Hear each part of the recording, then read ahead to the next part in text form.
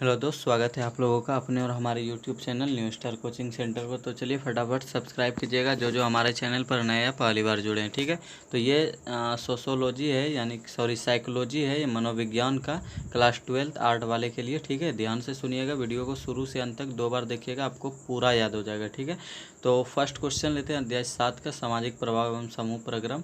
एक सामाजिक समूह की संरचना के लिए कम से कम कितने सदस्यों की आवश्यकता होती है? तो 2।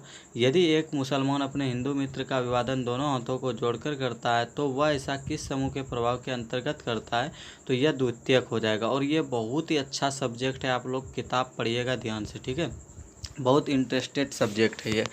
और अगला है कि परिवार एक समूह का उदाहरण है, कौन सा समूह का? तो प्राथमिक। और अगला क्वेश्चन है कि निम्न में से कौन अंतर्द्वंद की परिणति है? तो परिणति है, तो इसका राइट आंसर होगा द्वंद्व कारक में वृद्धि करने की। ठीक है, चलिए अगला क्वेश्चन है कि कोलमैन, जी हाँ, कोलमैन के अनुसार सामाजिक प्रभाव का कौन एक प्रकार नहीं है? तो इसका राइट आंसर हो जाएगा अनुपालन। क्या हो जाएगा दोस्त? अनुपालन, है ना। चलिए अगला क्वेश्चन हम लोग देखेंगे। तो अगला क्वेश्चन है कि निम्नांकित में कौन समूह संरचना का तत्व नहीं है? तो राइट आंसर मानक होगा। In the mind of man के लेखक कौन है? ड्यूस। In the mind of man के लेखक कौन है? ड्यूस। ठीक है, अगला कि बैंड बैगन प्रभाव किसका एक कारण है? तो समूह ध्रुवीकरण का।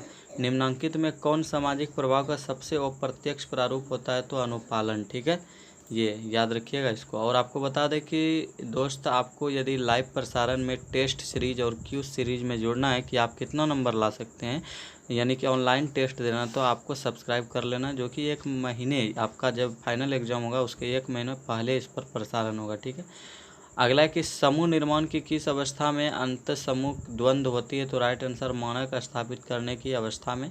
और उसके बाद है निम्नलिखित में कौन अंतर्द्वंद की परिणति है? तो प्रतिमान।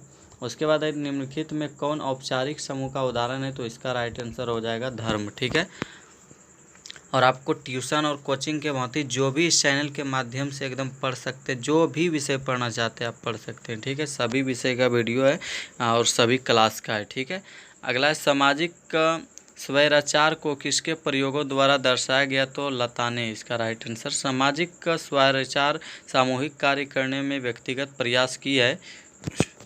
कैसी की है? तो इनमें से कोई नहीं होगा राइट आंसर।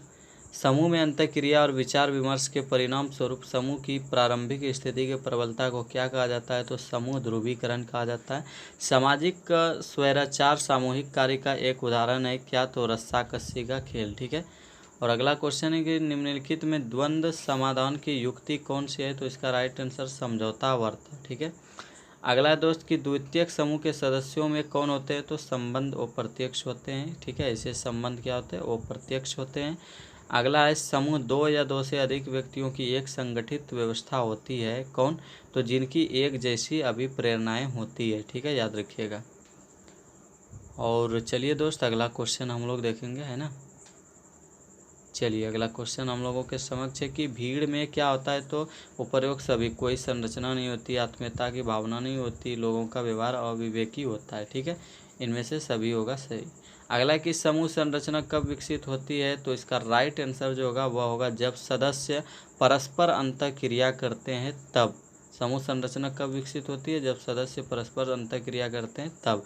अगला जाति क्या है? तो जाति जो है वह प्राथमिकता समूह के उदाहरण है। ठीक है, अगला दोस्त कि समूह में लोगों के सम्मिलित होने का कारण क्या है? उपरोक्त सभी, यानी कि सुरक्षा, प्रतिष्ठा, आत्मसम्मान होगा जब आप समूह में रहेंगे। ठीक है, अकेले रहने से आपको कुछ नहीं प्राप्त हो सकता है ना, इसलिए समाज में बने रहिए, ग्रुप में बने रहिए। ठीक है, अगला किसने समूह का वर्गीकरण प्राथमिक समूह का द्वितीयक समूह में किया? तो मैकाइवर। अगले वीडियो में फिर मिलते हैं, तब तक के लिए गुड बाय।